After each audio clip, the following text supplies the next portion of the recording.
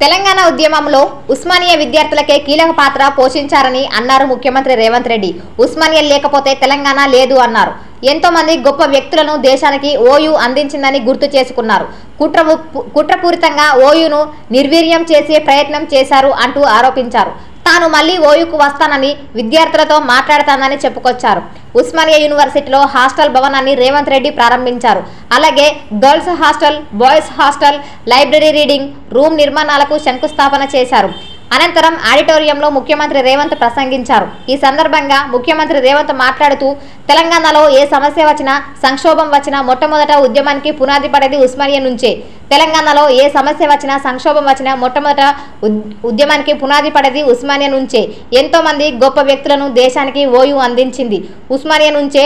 PV ధిక్కార స్వరాన్ని వినిపించారు. ఓ జార్జిరెడ్డి, ఓ గద్దర్ను అందించిన గడ్డ ఈ ఉస్మానియా వర్సిటీ.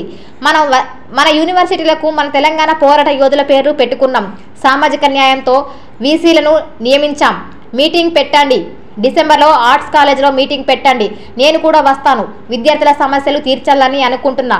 నేను ఓయూకు ఎందుకు రావద్దు? మీ సమస్యలు ఏమున్నా చెప్పండి. ఏమేం కావాలో చెప్పండి. మీ సమస్యలు తీరుస్తాను. మరోసారి ఓయూకు వస్తాను. ఒక్క పోలీసును పెట్టకండి. అప్పటికప్పుడు మీకు జీవోలు ఇస్తాను. ఆ రోజు ఒక్క పోలీస్ కూడా క్యాంపస్లో ఉండడు. అప్పుడు విద్యార్థులు నిరసనలు తెలిపినా నేను ఏమీ అనను. విద్యార్థులు అడిగే ప్రతి ప్రశ్నకు సమాధానం చెప్పే చిత్తశుద్ధి నాకు ఉంది. కొంతమంది రాజకీయ నాయకులకు అధికారం పోయినా కడుపు మంట ఉంటుంది. మీరు ఆశీర్వదిస్తేనే తెలంగాణకు ముఖ్యమంత్రి అయ్యాను అని చెప్పుకొచ్చారు. చట్టసభలకు కోదండరాం. తెలంగాణలో ఏనుగులు లేవు, మృగాలు లేవు. ప్రొఫెసర్ కోదండరాంను 15 రోజుల్లో చట్టసభకు పంపుతా. ఎవడు అడ్డం వస్తారో చూస్తా.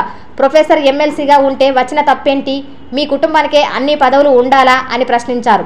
విద్యార్థులదే కీలక పాత్ర. తెలంగాణ ఉద్యమంలో ఉస్మానియా విద్యార్థులకే కీలక పాత్ర పోషించారు. మలిదశ ఉద్యమంలో శ్రీకాంతాచారి అమరుడై చైతన్యం అందించారు.